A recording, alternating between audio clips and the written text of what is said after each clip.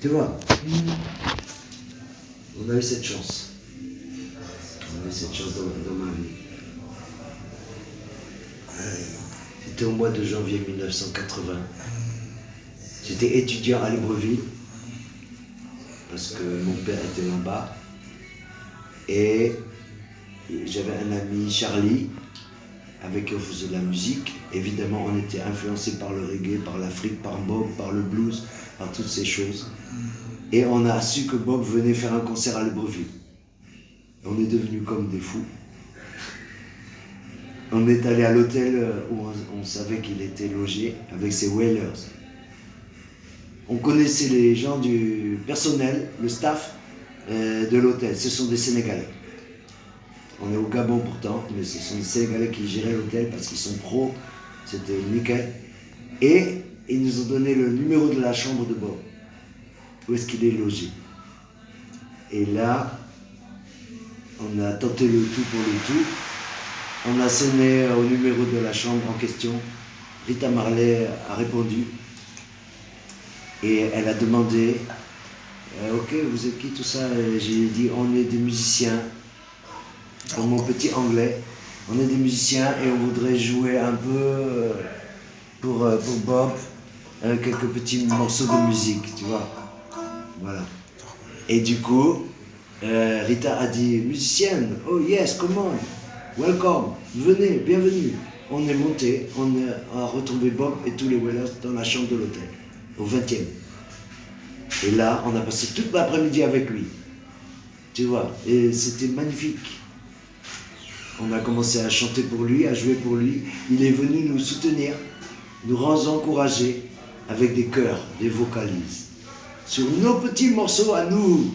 Imagine le choc, la surprise, quoi. Ça veut dire qu'il encourage notre musique, qu'il nous donne l'énergie de continuer, quoi. Parce que lui, c'est un gars, il n'est pas hypocrite. Hein. Si ça ne lui plaît pas, il va dire arrête s'il te plaît, fume un joint, roule-toi un truc. Il y avait l'herbe sur la table, hein, évidemment. Non. Et là, il nous a fredonné sur nos petits morceaux, nos petites chansons. C'était extraordinaire. Et après, voilà, on a discuté avec Bob, avec les musiciens. Lui est tellement simple. Il s'en fout de stars et tout ça, il n'est pas gonflé. Les Sénégalais de l'hôtel qu'on connaissait, il joue au foot avec eux, dans le jardin de l'hôtel. Il va acheter son poisson, ses légumes au marché. Il ne mange pas au restaurant, gars. Il fait sa cuisine sur gaz, sur le petit gaz là, dans la chambre. Il mange sa bouffe de Rasta. Je l'ai vu. Tu vois, il va au marché même avec ses disques qu'il a amenés de son label, de son studio. Et il vend ça, presque à prix coûtant, aux petits vendeurs qui sont dans les cabanes du marché. On dirait le petit jeune là, qui tient la boutique, il va tomber dans les pommes parce qu'il voit Bob en personne, qui arrive avec ses disques et qui lui vend à prix dérisoire, presque aucun bénéfice, tu vois. Le gars est trop simple. Il répond à tous les étudiants qui viennent le voir, qui sont curieux, et il discute avec eux, etc. Vraiment. Mais j'aimerais savoir, entre toi et Bob Marley, qu'est-ce que vous vous êtes dit? Mais je t'ai dit, on a parlé de l'unité de l'Afrique. Parce qu'à l'époque déjà, c'était l'époque de... À la fois, il avait sorti Kaya, l'album planant, qu'on écoutait sur la plage, avec toute l'ambiance, et l'album militant qui s'appelait Survival.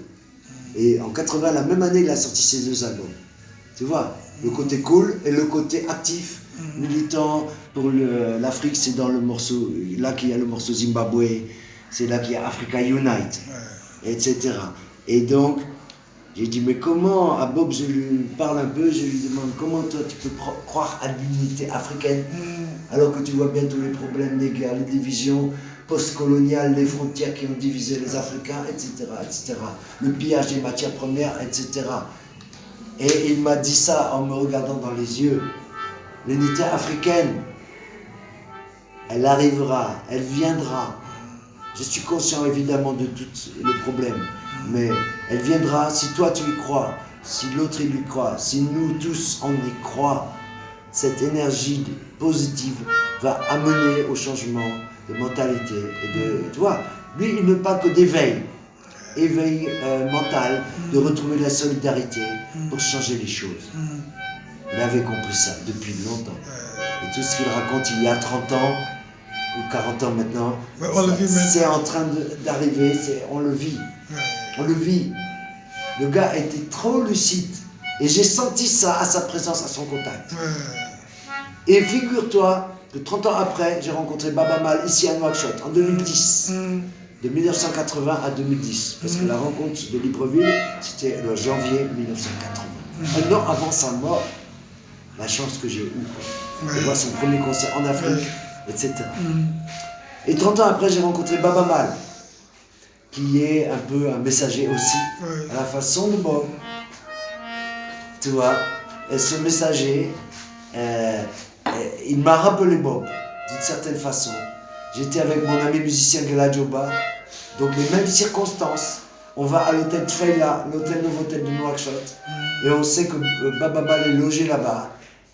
Et on nous donne le numéro de la chambre, et on dirait les choses se passent comme exactement avec la rencontre de Bob 30 ans plus tôt. C'est incroyable. Moi, je vis quelque chose là, je me demande ce qui se passe. Est-ce que je suis dans un film ou je vis la réalité? Et on a rencontré Baba.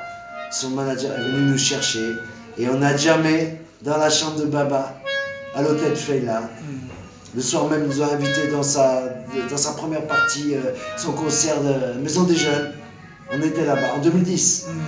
Et donc, c'était incroyable. C'est comme si Bob me faisait un clin d'œil 30 ans après sa mort. Et j'ai senti un charisme, une force qui émanait de Baba, qui ressemblait à celle de Bob, de quelque façon. Il s'appelle Baaba Maal, c'est BM. Bob Marley, c'est BM. C'est les mêmes lettres qui commencent ces noms. Tu comprends? Et bizarrement, j'ai eu une sensation juste. Parce qu'en rentrant après l'été, faire les vacances en France, retrouver ma famille, mes amis, j'ai appris que la maman de Bob Marley, Cédella Booker Marley, avait adopté Baaba Maal comme son fils. Et vous êtes au courant de ça, n'est-ce pas? Mais je ne le savais pas à l'époque. Je n'étais pas au courant et j'ai senti une parenté, quelque chose que la maman de Bob même a dû sentir. Qui a dit, toi, tu es comme mon fils. Viens, tu es mon fils, je te donne les clés du studio, Islande, Tuff Gong, vas-y, tu es chez toi. Voilà, Yarama, merci.